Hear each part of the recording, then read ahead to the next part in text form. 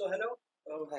काफी अहम और बेहतरीन मुद्दे पे आप आवाज उठाने जा रहे हैं। जी। हमें सुनकर काफी अच्छा लगा। आप अपनी तरफ से बताइए क्या कुछ। सर जो मुंबई पूरे इंडिया में जो प्रोस्टिट्यूशन का हाल है सभी को पता है, और जिस तरह के जो भी प्रोस्टिट्यूट इंडिया में हैं जिनको गंदी नज़र से देखा जाता है, सो उसके खिलाफ हम लोग आवाज़ उठा रहे हैं। उसकी लड़ाई हम स्टार्ट कर रहे हैं। और आज मुंबई में हमारे साथ award winning director Vipin Agnihotri sir भी हैं, थैंक यू। जो टाइम निकाल के इतने अहम मुद्दे के लिए अपनी मूवीज जो इरफान खान के बेटे बाबिल के साथ भी जिन्होंने काम किया है, इस तरह की चीज़ों में टाइम निकाल के आज हमारे साथ आए, ये हमारे लिए बहुत ही प्राउड की बात है सर, आप यहाँ हमारे साथ आए। तो ये भी बताना चाहेंगे कि किस तरह की लड़ाई हम लोग शुरू कर रहे हैं और किस तरह की रिक्वेस्ट हमारी मुंबई से है। देखिए, मैं आपको सिलसिलेवार तरीके से बताऊं तो India as a country happiness index में हम लोग बहुत नीचे जा रहे हैं। हमारी ट्रेडिशनल वैल्यूज बहुत नीचे जा रही हैं। और ऐसे में अगर हम हर किसी को एक समान अधिकार दे सकें तो that would be good for our country. अब प्रोस्टिट्यूशन एक ऐसी चीज है जिसको हम लोग बहुत ही घिन भरी निगाहों से देखते हैं, लेकिन क्या वो इंसान नहीं है?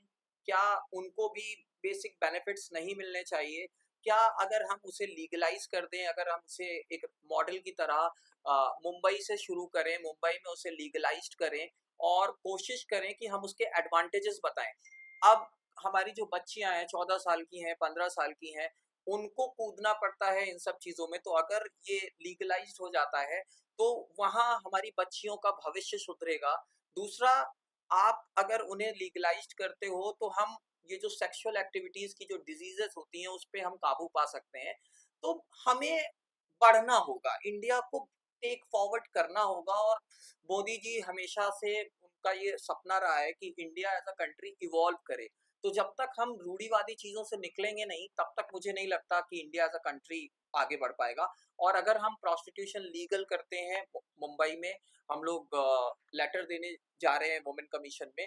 तो अगर हम हमारी तरफ से, हमारे फैजान भाई जो हमेशा ऐसे मुद्दे उठाते रहते हैं जो सोसाइटी में पॉजिटिव इम्पैक्ट करते हैं, अगर हमारी मुहिम से कुछ भी अच्छा हो तो इट वुड बी गुड।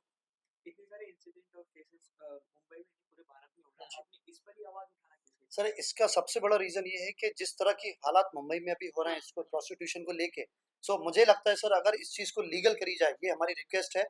जो मुंबई विंग की प्रेसिडेंट हैं उनको भी देखिए हम ये लेटर दे रहे हैं, आपके सामने क्लियर मेंशन है। इसमें क्लियर हमने मेंशन करा हुआ है कि मैम हमें इस तरह की आप ये जो प्रोस्टिट्यूशन है मुंबई में ये लीगल होना चाहिए, हमारी उनसे रिक्वेस्ट है।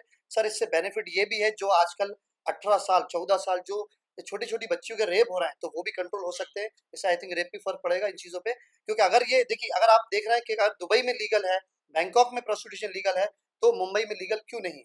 सो मैं ये भी कहना चाहता हूँ क्लियरली सर, आपके चैनल के थ्रू दुनिया को बताना चाहता हूँ कि अगर कोई भी औरत या कोई भी लड़की किसी मर्द के साथ सो रही है तो उसके मजे के लिए नहीं सो रही। हाँ। शायद उसका बच्चा घर में भूखा नहीं सो जाए इसलिए वो एक मजबूरी में सो रही है, अपने जिस्म का सौदा कर रही है।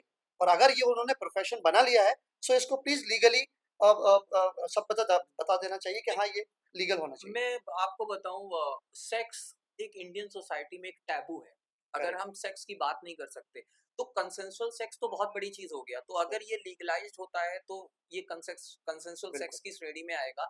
इससे क्या होगा? क्राइम रेट कम होगा। दूसरा, हम उन्हें रोजगार भी दे रहे हैं और उनके हेल्थ बेनिफिट्स भी हैं। अब एड्स है, एड्स अगर हम कंसेंसुअल सेक्स कर रहे हैं तो एड्स की बीमारी जड़ से खत्म हो सकती है। राइट। और हमारी मुंबई एक ऐसी सिटी के रूप में प्रदर्शित हो सकती है पैन इंडिया कि हमने शुरू किया, मुंबई ने ये इनिशिएटिव लिया। और मुंबई हमेशा से इनिशिएटिव लेने के लिए मशहूर रहा है। तो मुंबई के लिए ये बहुत गर्व की बात होगी। सर जब मैंने ऐसा प्लान किया मेरी टीम से डिस्कस करके हम्म। मुझे ऐसा करना है, फिर मेरी सर से मुलाकात हुई। सर ने कहा कि आप बहुत अच्छा इनिशिएटिव ले रहे हैं, हम आपके साथ हैं। सो अभी इंडस्ट्री के, जब बॉलीवुड के लोग, इंडस्ट्रीज के बड़े बड़े लोग हमारे साथ आ रहे हैं, तो उसमें क्या होता है सर, कभी भी कॉन्फिडेंस लेवल ऑफकोर्स बढ़ जाता है। तो मैं एक कदम से अभी 10 कदम आगे बढ़ गया कि नहीं, इस पे हम आवाज उठाएंगे। और अगर सर गवर्नमेंट इसको लीगल नहीं कर रही, वो चाहते हैं ये चीज बंद हो, तो हम ये उनसे रिक्वेस्ट कर रहे हैं कि ऐसी सारी लड़कियों को जिनको प्रोस्टिट्यूट कहा जाता है, जिनको वैश्या कहा जाता है, उन सबको गवर्नमेंट जॉब दी जाए ताकि वो ये सब चीजें बंद करें। देखिए सर, उनके घर के हाल वो जानते हैं किस तरह वो कर रहे हैं। तो प्रोस्टिट्यूशन लीगल कराने की ये शुरुआत हमने करी है, आज मुंबई से शुरुआत करी है। और हमारा पैन इंडिया इसका सर प्रेस कॉन्फ्रेंस का हमारा प्लान है कि हर इंडिया के हर स्टेट में जाके हम इसमें आवाज उठाएं। हर औरत को अधिकार है, क्योंकि सर एक बात बताना चाहता हूँ, कोई भी प्रोस्टिट्यूट एक माँ भी है, एक बेटी भी है, एक बहन भी है।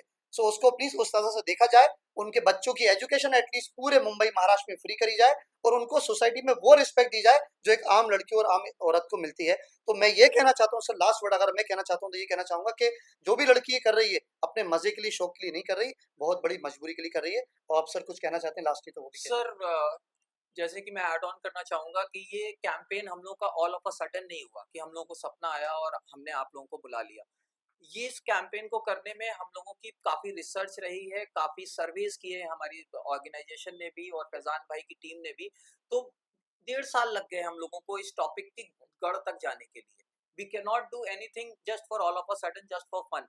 तो ये एक बहुत ही सीरियस कैंपेन है। हमें मालूम है कि हमें और फैज़ान भाई को बहुत ट्रोल किया जाएगा, बहुत चीज़ें कही जाएँगी, लेकिन हमारी ईमानदार कोशिश है, ना हमें इसमें पैसे कमाने हैं, ना हमें कोई नेता बनना है, लेकिन किसी को तो आगे आना पड़ेगा, खासकर ऐसी मुहिम के लिए जहां समाज उसे तिरस्कार भरी नजर से देखता है। और सर लास्टली मैं एक बात कहना चाहता हूँ जो अभी मेरे ज़हन में है, अगर आप कहें तो सर मैं नहीं कुछ नहीं कह सकता हूँ। जी। सर मैं एक एनजीओ भी रन करता हूँ जिसका नाम है फैज़ान अंसारी फाउंडेशन।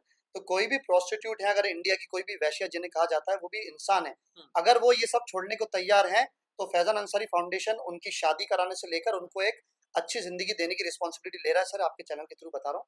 सो कोई भी मुझे इंस्टाग्राम पे उसके लिए डीएम कर सकता है, मेरी आईडी फैज़ान.बॉलीवुड है।